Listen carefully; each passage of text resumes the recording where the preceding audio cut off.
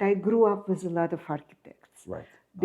Because in Kyiv, where I grew up, architectural firms were very big, and they included architects and engineers. It wasn't separate. Right. And they would have, unbelievable projects. Most of them didn't get built. So I'm not alone. It's not just me. No. A lot of projects don't get built. Yeah. There's money coming in. Architects had so much fun. Architects, and they did so much art. There were exhibits of art by architects, and we were members of Architects Club. I grew up with Architects Club. We had this art studio there. Shalom, friends! Welcome to Orange Socks, a podcast celebrating Jewish creativity. I'm your host, Yitzchok Moully, inviting you to join me in exploring the soul of Jewish expression. All right. 5, 4, 3, 2, 1. Hair and makeup. Hair and makeup. You ready? You do that, socks. I had my orange socks, absolutely. Socks are here. So we're all set. We're all set. Okay. All right. 5, 4, 3, 2, 1. Shalom, friends, and welcome to the Orange Socks podcast. And I'm in for a treat, and so are you. I'm here in the home with Elena Kalman. Yes. Elena, thank you. Yeah, thank you. This is on somewhat short notice, even though I've been reaching out a few times. While, so yes. But now it worked out. Now we're here. Now it worked worked out. out. Yes. So we're good. And creatively, you wear a whole lot of hats. I do. You do. And I came across your work actually as an architect. So for two different jobs. You've done work for my friend and your rabbi, Rabbi Levi Mendelo, yes. Chabad of New Canaan. Yes. That's somewhat modest work. But really, what I've heard about your work is from Chabad of Basking Ridge, Malki Herson, that you've done tremendous work. Thank you. For and with her. I also did Chabad here in Stamford. The big book? The big book. That's you. That's and everything behind the big book. And the book building. The book it building. It was fun. Wow, okay. It was fun.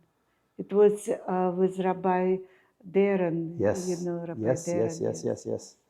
Years ago. That was, I think it was my first Chabad. Okay. Yeah. And then I did a few of them. So you have a Russian accent. Absolutely. You have a lot of history. Oh. So let's start. How did your creativity begin? You know, that architecture, it can also be more mechanical and more mathematical and that kind of side, but you're very much a visual artist as well as a architect. So how do those two first of all, they are related, you? Especially in education that I was getting, which is more of a Russian-Ukrainian School of Architecture. I went to Moscow Architectural Institute. I went to Kyiv Art Institute. In my understanding, and that's the understanding I was brought up with, these two disciplines are very much related. And is that the same in the US, that they're equally related? No, in the US it really depends on the school. But I think that here it's somewhat less. Like I know some architects I worked with who do not even know how to sketch. I mean, really? There are people who are so connected to their computers that they don't know how to take a pencil and make a mark. They just don't. But in my upbringing, it was very much connected. And my mom was a structural engineer. Okay. She even taught she had PhD, she taught structural engineering. And so you grew up with bridges in your backyard? So I grew up, yes, kind of, not quite bridges, but right, yes. But yes. And I grew up with a lot of architects. Right. Because in Kyiv, where I grew up, architectural firms were very big, and they included architects and engineers. It wasn't separate. Right. And they would have, unbelievable projects. Most of them didn't get built. So I'm not alone. It's not just me. No. A lot of projects don't get built. Yeah. But tell me about it. there it was almost like practically 10% gets built. Was this a for-profit business, or was this a state-sponsored business? Everything was at the time state sponsored. So if it's state-sponsored, then you can afford to dream and not build anything. Absolutely. Because no matter what, there's money coming in. Architects had so much fun. And they did so much art. There were exhibits of art by architects, and we were members of Architects Club. I grew up with Architects Club. We had this art studio there. We were doing all kinds of stuff so there. It different. was fun. It was fun. That is fun. It was a lot of fun. and it was on one hand, our training was kind of more academic. Right. We went through, as children, drawing all kinds of Greek and Roman sculptures and all of that architectural ornamentation done in white, what is it, gypsum? I guess it is, I don't know. Yeah. But so we went through that. But then starting 14 years old, we were already doing live models. Okay. So I went through so many naked bodies in my life. Studying how the body anatomy works and how it, And it was classical fine art training. And it was all relating to architecture, because in classical architecture, proportions of the body relate to proportions of the buildings. Right. So from 14, you knew you wanted to be an architect? I knew I was going to be an architect, whether I wanted or not. When I was born, because my mother was a structural engineer, but she was a reluctant structural engineer. She really wanted to be an architect. Well, she really wanted to be a theater critic.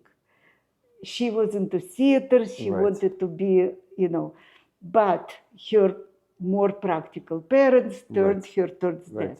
Now, I was drawing since I was very little. My more practical parents turned me towards architecture. Okay. So that's how it worked. But reluctantly? Well, maybe not. I don't know. But I know that when I was in high school, right, I could continue with just art, right? And my father insisted, he said, because I was very much involved in that art studio that I was a part of in Architects Club. It was a good art studio. So I was kind of like, we had that art studio was giving you art school diploma kind of. Right. So I could go through that and forget it. But my father insisted that in parallel, I have to go to high school for math and science. Right. Because as a Jewish kid, there is absolutely no way I will become an artist. There is state is at that time, I was growing up still in Soviet times. Right. So art was very much what's considered ideological front. Right. And ideological front was closed for Jewish people. So ideological front was closed. Right. Architecture. How is that almost propaganda or not yet propaganda? Propaganda. That was ideological front is propaganda. That's what it is. So all artists. Social realism. You could be a social realist and do propaganda art, or you could be underground artist and exhibit art in your kitchen for your friends and family. So that you could do. That I could do. Right. Yeah, but otherwise, okay, no. So that was art. As an artist within the USSR, that was off the books. So off the books. So architecture was Also not easy. Also not easy.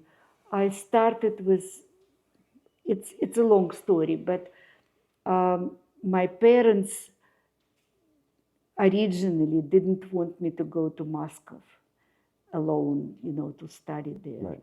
So I went to an engineering school for a year in Kiev. It was an evening school, and I quit it. And then I went to Moscow. I kind of rebelled. That was my rebellion. That was your rebellion. And I went to Moscow, and Moscow Architectural Institute was a very, very prestigious, very small school. We had 12 people per each place available, and that was after portfolio review. Right. So portfolio review already weeded out a lot of people, but after portfolio review, there were exams and all of that stuff. So I fought for that. It wasn't. Yeah. Wasn't even right. It wasn't given. Wasn't given to me. Yeah. You earned it. You earned it. You really earned it. And then when I came to this country, a lot of people were telling me that architecture is not going to work out. And a lot of creative people who came to this country went into computer programming. Right. And I kind of didn't. You rebelled. Again. Good. Thank you. Again. We're the beneficiaries of that. Thank you. So, did you have to train here? Did you have to pass? I had to pass the exams. I had to, to get an architectural license. You have to work at the time 3 years under a licensed architect, and then you pass the exams. Oh, but you didn't have to go through all the training again. I did not go through the training again because I had my diploma again, because it was such a good school. Right. It was prestigious enough. It was recognized, and it was.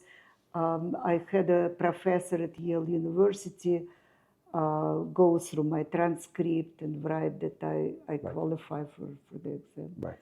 So we had it translated from Russian to English and all of that stuff. So that's my story. Now tell me about orange. Why orange? Why color orange? It's not like Ukrainian orange revolution in 2014. No. I don't think there's any deep. It's a bright color, and it's not yellow. Yes. And it's not green, and it's not red. Red has connotations. Yellow also has connotations. I don't know. I just gravitated to orange. Orange. It's a little rebellious. It's a little rebellious, but it's not. It's red. It comes with red flag. Well, red is either red lipstick or red high heels. Is one side of that's one side of red. Communist red. And then there's communist red. Yeah, red has a lot of. And yellow is the sun. It's too. I don't know. Orange. I just gravitated to orange. So yes, the title sunset, sunrise, magic hour, sunrise, sunset. So the podcast is called Orange Socks Podcast.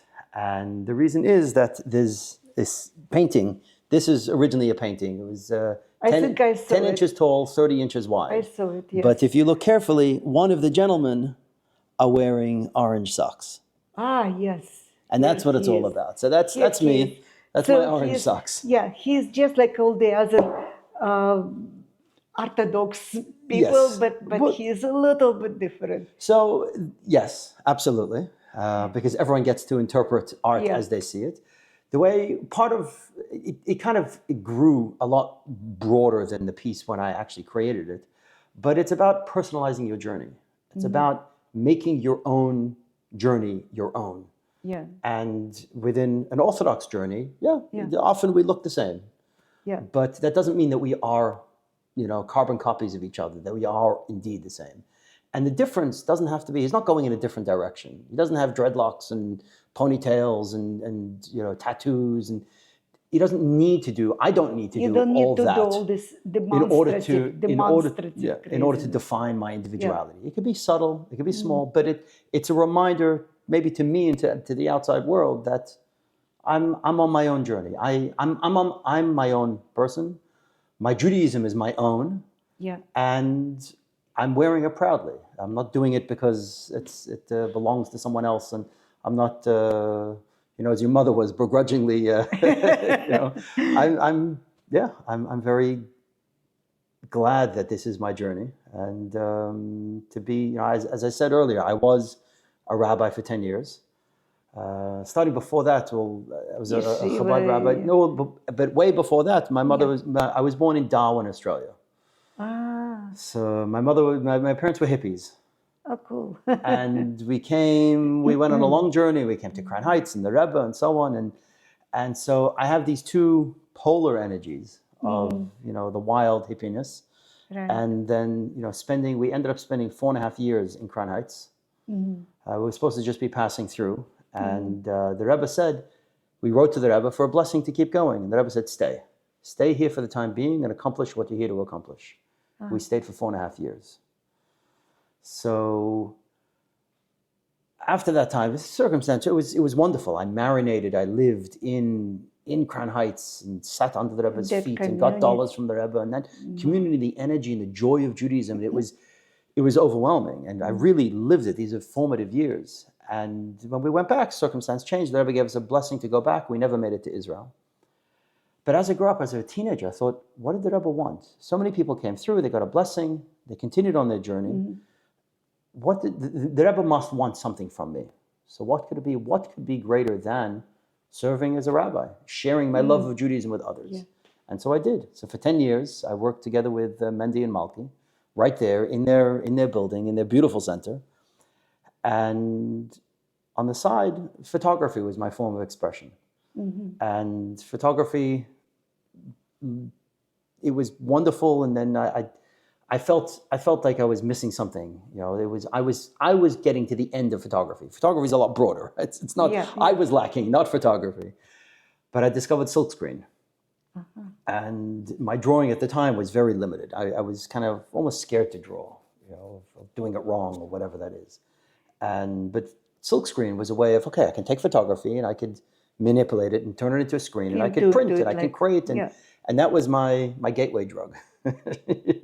So from silkscreen I went to a class in abstracts and so on, and I got to a point that I couldn't do both. And this is already 7-8 years of working as a rabbi there, and Mendy very gently gave me a choice. Says, you're in, you're out. And you decided to go. And after a lot of soul searching, soul searching, I came to the conclusion that what I was doing as a rabbi in Chabad, I could hand that to someone else, and they could take the baton and they could keep running. Yeah. But my art, nobody else can do my art for me. Yeah. And so, Baruch Hashem, I'm a full-time artist, right. And my ideas keep getting bigger, like the architecture school in Kiev, and some have been built and some have not yet been built, but I'm optimistic and it's growing. There is a lot of stuff we all do that doesn't go anywhere. Right. Yeah. That's part of it. That's part of it.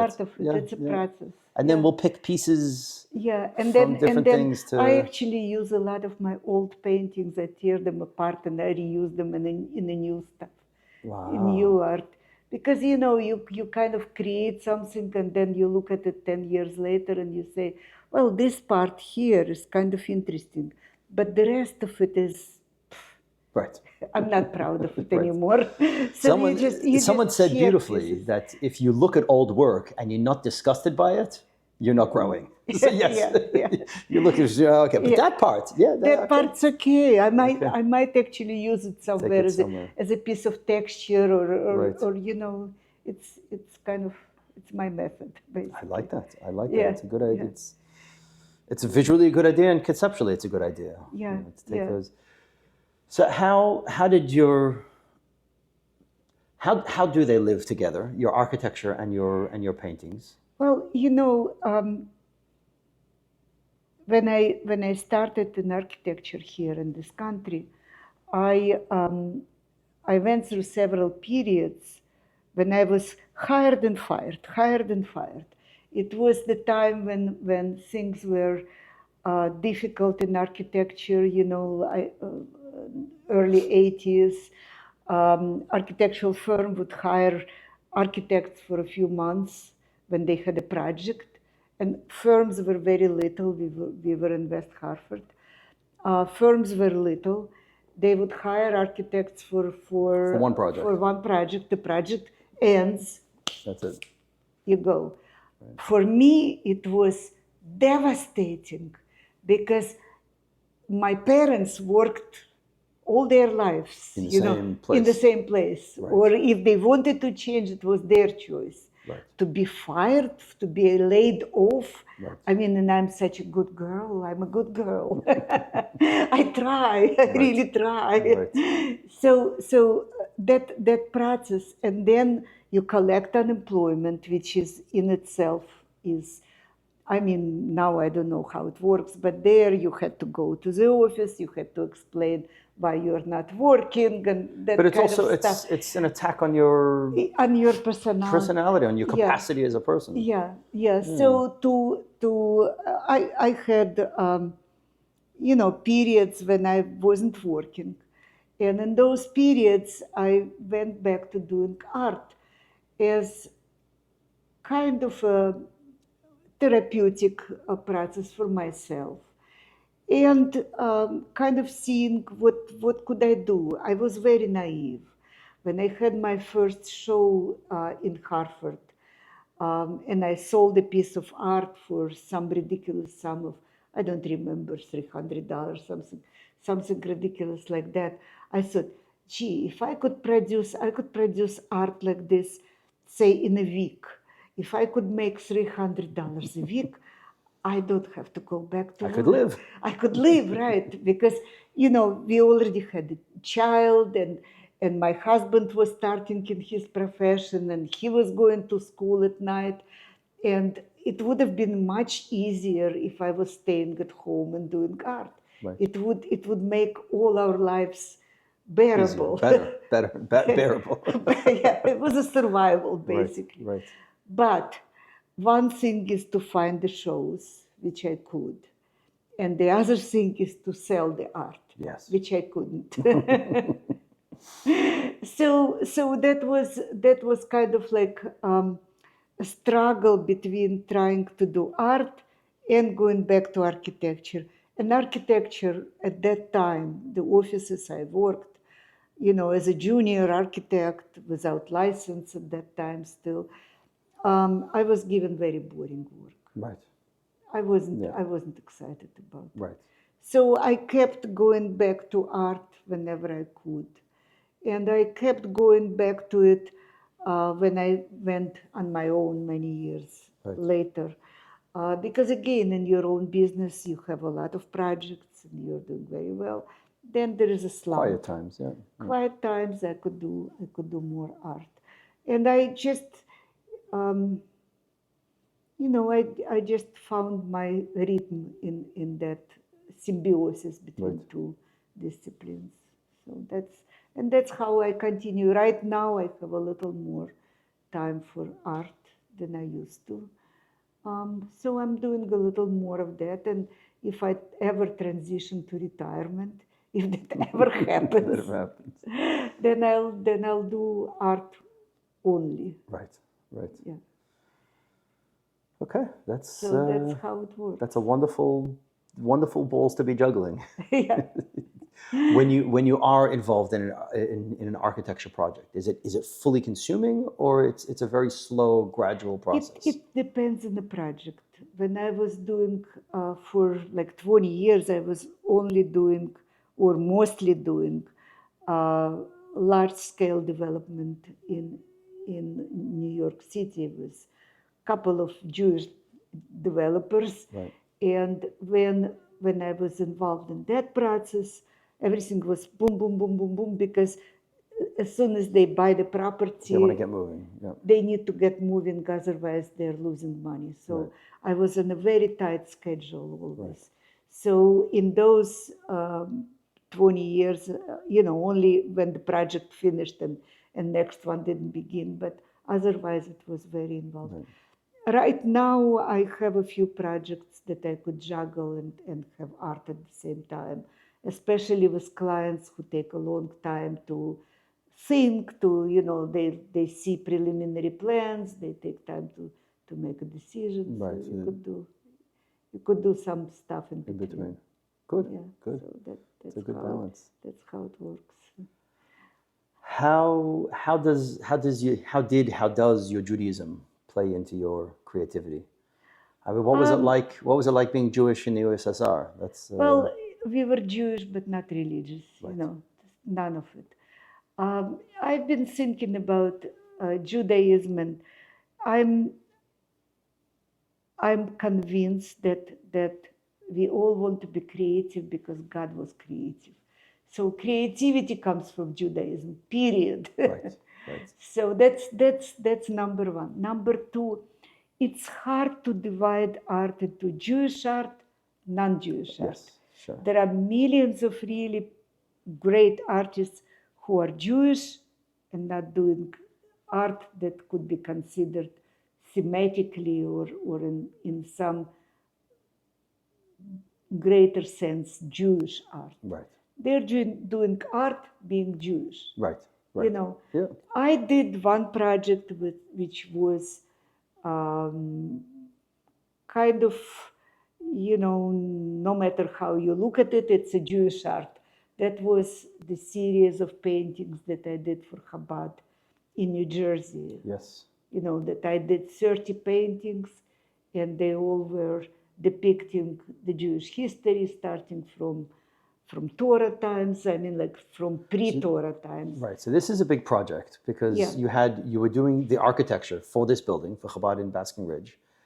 And did Malki commission you to create these paintings? Was this your idea? Was it her idea? How did this evolve? I'll tell you exactly how it was. Malki likes to tell the story, but the story is like that. She knew me through Darren's. Right, right. And she kind of saw me more as an artist because I also painted Aron Kodesh doors for Chabad here. She saw me as an artist. Malki has been thinking about Jewish timeline for many, many, many years. Yes. It was very important to her. And when she interviewed me, she said, well, we need to do a Jewish timeline for the new sanctuary, right? And I thought about it and I said, and she was thinking about a piece of art. Right. We do a piece of art with Jewish history. I said, Malki, this is such a rich subject. There's so much there. There is so much there. I cannot fit it in one piece of art. Right. I can do a series of paintings that go through Jewish history. And I can design for you a building to accommodate that series of paintings. Oh, so that's the only reason why the building is there. The building is there to hold the paintings. Hold the Malka's vision of Jewish history. That's why the building is there. There you go. That's beautiful. And I said to her, if you hire me as an architect, I donate the art. That's how we worked it out. Oh, wow. I like that. So that was the deal, okay. And we worked with it for many years. Right. It took a process. I can't even say exactly, but at least 5 years or right. maybe more. Back and forth, and COVID, which kind of helped my art because architecture was on standstill for a while. Right. So that was with Malki. And that was a very interesting learning process for me. Okay. Because while we were going through Jewish history, I was reading about it, I was studying. Malki helped. I went to classes with Rabbi Levi. Right. That's not your introduction to Judaism at all. I mean, it's not introduction to Judaism. My introduction to Judaism was when we came to the United States and we started learning about it. And then with Rabbi Darren, when he was building his shul, we had a lot of conversations and so I have been dealing with rabbis for a long time now. And even my clients in New York, they were all Lubavitchers. So Oh, it really? was, yeah. Ah, Boimel Greens, Boimel Greens? I've heard the name, sure. Yeah, Boimel Greens, Hitrik, Okay, all of those guys I okay. worked with. Yeah. So they found you, you found them, you. Oh, the way I found them, I don't know. That's not quite. It was in few words. The way I found them was through a black developer from Jamaica. Okay. He was my introduction to Crown Heights. Okay, okay. Because he had a partner from Crown Heights, Yankel Pinson. Okay, He introduced me Introduced to you. Yankel Pinson. right. And that's how that's how I came to know Right. Beautiful. that whole. That works. It Definitely works, yeah. And from there to the rabbis and so And on. from there to Rabbi Darren and to everybody else. I'm sorry, my eyes are running. You're okay. Allergies are killing me. I'm sorry. Okay. So But in addition to painting and sculpture, you also have public art. You have painting and architecture. You have sculpture. You have sculpture I do. I had a long-running project with a friend of mine called Wave, where we had people cutting pieces of polycarbonate film, and we were assembling them into sculptures, basically installations that were kind of our way to attract attention to importance of environment, water, right. and involving people in libraries and museums. We were in 21 places with that project. With this project. Yeah. So that went for years. We stopped it before COVID. We were basically a little bit bored with it. So Right. it just went for too long. Every time you come somewhere, you have to,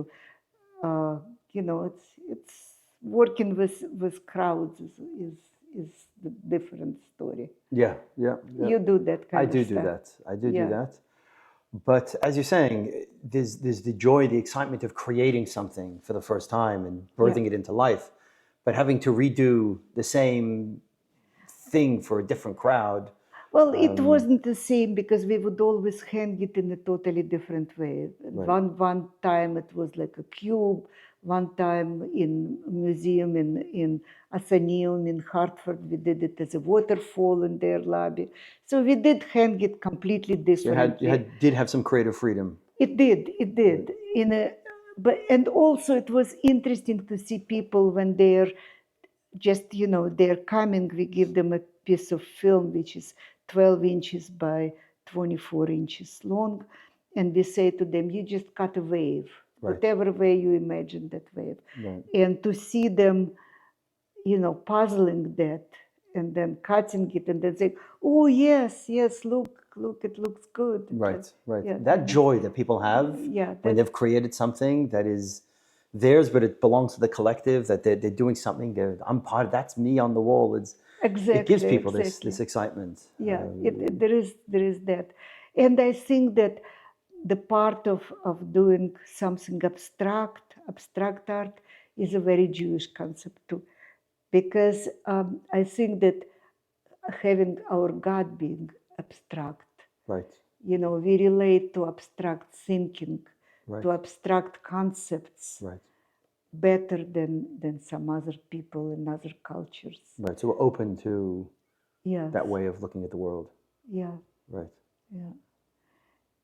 Right. And the other thing with Jewish kind of philosophy being a part of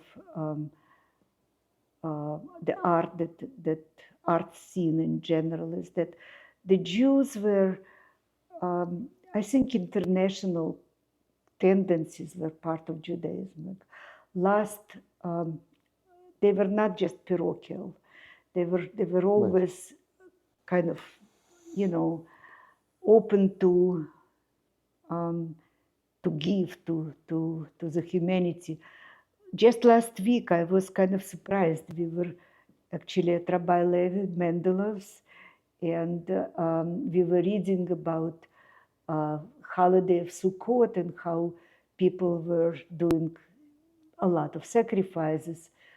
And one of the things that really astonished me, that they sacrificed 70 bulls for nations of the world. Yeah, yeah, Not for the Jews, but for all the others. yeah. And that is amazing in itself. So the art we create, even if it's not thematically Jewish art, but it's for the humanity. Yeah. So I have a series that I'd love to make that I haven't made. I haven't thought about it in a long time, but really inspired by that. The 70 bulls for the 70 nations. Yeah. Are you familiar with my overflowing blessings? So I have a cup. I have a yes, Kiddush yes, cup, yes, which absolutely. we pour over I paint. saw it. Yeah. I saw it at Chabad with In Stanford has in one. Stanford Yes. with Shem Tov. Yes, yeah, With yeah, Shem Tovs. I know all the rabbis. Yes. So that concept, one of my iterations of it, Yeah. is I wanted to find 70 vessels, 70 cups, 70 things that represent 70 different nations. So the Irish beer jug, or the German beer jug, and the English teacup, and go through all the nations and find 70 different vessels that represent, and then do this overflowing with their colors. So the Irish colors, and and put it in the Queen's Museum, which is the most multicultural part of New York. But this idea of blessings, the overflowing blessings, Yes. for all 70, that all 70 nations, that's the Sukkot was to bless them. So yeah, so Sounds great. Sounds great. You it does should do sound great. I should do it. You should do it. It's on the should-do list. Yes, yes. But yeah, that's Jewish art. Yeah, Looking at it, it doesn't look Jewish. right. But Instinctively, it isn't Jewish. It doesn't look Jewish, but It's the Jewish. messaging, the meaning behind it, Jewish. is Jewish. And I think, there's the classic question: what is Jewish art? Yeah. And thank God we don't have an answer for that. There is no cookie cutter answer. Yeah, and we don't want to be, I don't think we want to be kind of neatly filed into, this is a Jewish artist and this is a woman artist, Right. like we are artists with, And we got a lot to. and we are Jews, we have it, but art is art, and you don't want to be neatly classified, pigeonholed as a Yeah. Throughout your career here in the U.S., have you become part of any artistic communities, Jewish artistic communities? Have you found your people, or No. even not in the Jewish crowd? No, No. not really. I have artist friends, Right. but no, I'm not a joiner. I tried a couple times, but you join artistic community. What it means is that it's a mutual admiration society. Everybody gives each other compliments, and it doesn't really go anywhere. You could participate. I don't like. First of all, I do not like to participate in a show with a lot of different artists who are not aligned. I like to have personal shows. Right. Then I could express some continuous Right. idea, or even though my art changes every few years, I don't stay in the same vein. But if there is a series of paintings that I see as a continuity, They tell a story. Yeah. that have one serious thought about it. Right. I want to exhibit them all. I don't want to piecemeal. No, exactly. I've been invited to certain shows, or like, oh, I'd like to be in that show. I'm like, what single piece of work can I give them that is reflective of me, is reflective of the theme that they've decided for the show to be? And it's cookie cutter. It's cutting a piece out and like, okay, this is what we're putting up, but nothing else. Yeah, it's right. divorced of its and then context. People are jumping. In general, people are not really spending enough time looking at one piece of art. If they spend 10, 15 minutes looking at one piece of art, they might get something out of it. Right. But if they are going through the show and just kind of like, Right. whipping their head, looking at one piece, then at another, then I like that one, but I like that one. No, it's like they don't really get anything out of it. And that's how most people are going through the show. Yeah. So what's the right way to go to a show or go to a museum? Museum, you have to choose almost like you have to decide. I'm looking today at one, two, three pieces. You know, you don't go through Try to crazy. get everything done. Yeah. Yeah. Unless you just kind of like, unless you already know all of this art and you just Right. kind of need to refresh your memory of something. Right. I mean, I don't know. It's like the teenagers that go to Europe and, we did 16 countries in 15 days, Elderly people do the same thing. But you're jumping around. You don't get... Okay, you got a stamp on the passport. I went to Switzerland, but what did you get there? What did you experience? What did Exactly. So I mean, honestly, to me, it would require a lot of effort to sit for 15 minutes in front of a of painting. one piece of art. Yeah. Well, but that's when we were young and we were going to museum, kind of sketching the art. Right.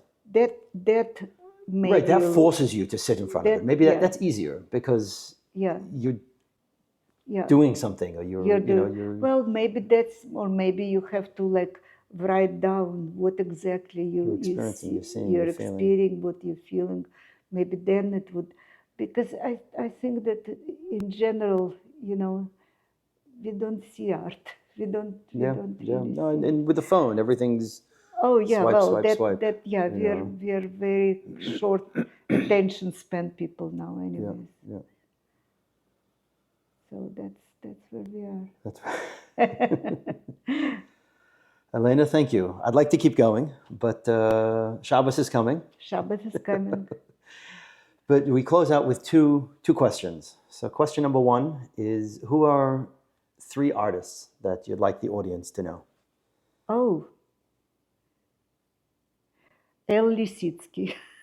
Okay. What is it? Russian L. Lisitsky. Okay. Jewish Russian constructivist, architect, and artist. Big influence. Tischler, another Russian artist, theater artist. And who would I name as a third? I don't even know. I was influenced by Klaus Oldenburg, but he's not Russian. He's not Jewish. Right. we need a Jewish artist. Louise Nevelson. She's Jewish, and she's absolutely unbelievable. You like Louise Nevelson? You don't know Louise Nevelson? Oh my God, you have to. I have to. Yes. You have to. Louise Nevelson. Okay, so we're gonna get links. If you can help me find links to those to be able to find these works, and we'll share it. I don't even know. I'll take a look. I might be able to find Nevelson. You'll find a lot. Okay. The 2 others you may not. They are my young years kind of. All right, we'll put their names in, and people can do their own research. Okay. And the last question we close with is, what's your advice for young creatives for them to find their orange socks? First of all, not everybody needs to create. I mean, like you could create. I think my father was very creative. He was an engineer. He would invent new. He had 27 patents. I mean, that's a creative outlook. Sure. Not everybody needs to be an artist. That's a very important thing. And I think that there was one of the writers, and I don't remember who it was, who had a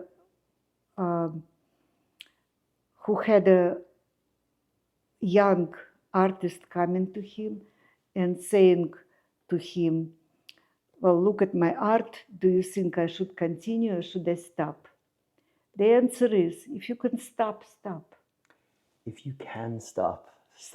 Wow. because art is an obsession. Right. It could derail you from good life.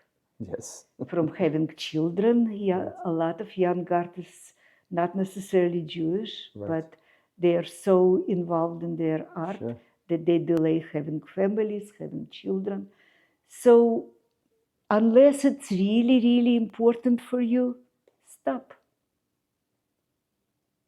And for those that want to keep going, For those who keep going, give in to your obsession. What can you do? okay. Yeah. Dive right in. Elena, Dive right in. thank you very much.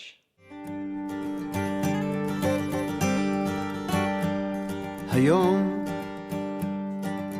נעשה משהו בלתי נשכח